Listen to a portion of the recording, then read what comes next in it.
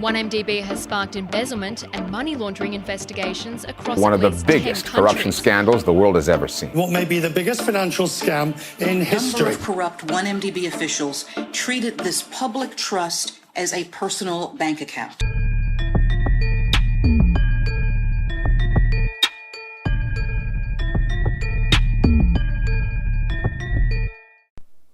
Follow us as we bring you into the courtroom where the biggest financial scandal in Malaysian history is being heard.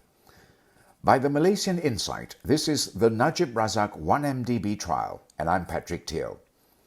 Former 1MDB CEO and the prosecution's 10th witness told the court today that the company had raised $3 billion for investments but had nothing to show for it.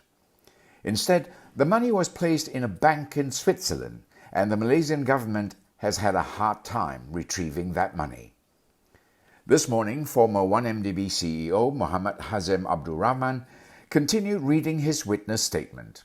Hazem, who started his tenure on March 15, 2013, said his job included fundraising on behalf of 1MDB Global Investments Limited for the Abu Dhabi Malaysia Investment Company, or ADMIC, in the form of bonds for $3 billion. The bonds were raised by investment bank Goldman Sachs, with Bank of New York Mellon as trustee once the bonds were issued. Hazem said 1MDB's General Counsel Jasmine Liu prepared all the relevant documents for the deal and he signed them. But, he said, Liu never gave him the full documents to peruse. She merely showed him the page to be signed, but not the documents in its entirety. The witness also stressed that he signed the document for Bank of New York Mellon to be trustee because Joe and Najib had instructed him to do so.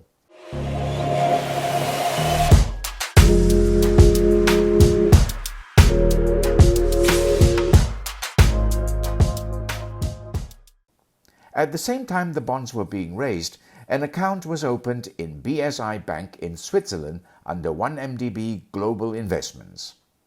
Hazem said all the details were arranged by Liu and 1MDB's Executive Director of Finance, Terence Gay. The witness said Liu and Gay had many meetings with BSI executives Yak Yu Chi and Yvonne Xia Yu Feng to open the account and sign the authorized signatory forms. He and former 1MDB Chief Financial Officer Azmi Tahir had signed documents to open the account, with both of them agreeing to be authorized signatories to the account. Gay, too, was nominated by Joe Low to be a signatory. He was to sign any documents on behalf of 1MDB Global Investments for BSI. Joe had informed Hazem about Gay's role in an email.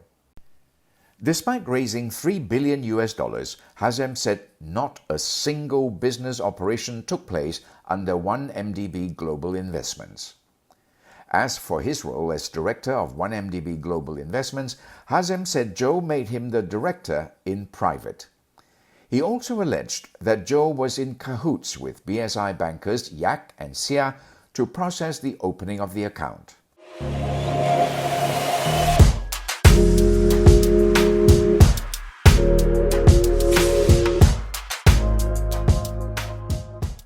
Once the account at BSI was opened, Hazem said the $3 billion was transferred into the account on March 19, 2013. $279 million or 9.3% was paid to Goldman as fees for raising the bonds. The fees were high because 1MDB needed the $3 billion urgently. For transactions to take place, Hazem said 2 out of 3 authorized signatures were needed.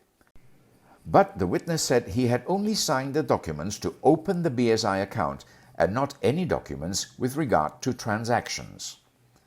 He was also informed by Joe that the bonds were going to be used to buy land in Air Itam Penang, an initiative for Najib's party UMNO to campaign during the 14th general election. Hazem added that when Najib was campaigning in Penang, the former Prime Minister said the land was bought by 1MDB to build affordable homes. On why the money was not brought back to Malaysia, Hazem said his request to do so was rejected. Former 1MDB chairman Lodin Wok Kamarudin also told him that Najib did not allow the funds to be brought back home.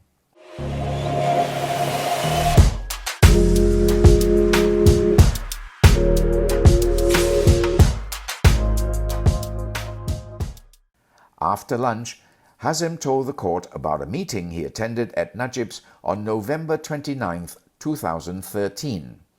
Lou, Gay and Azmi were also in attendance.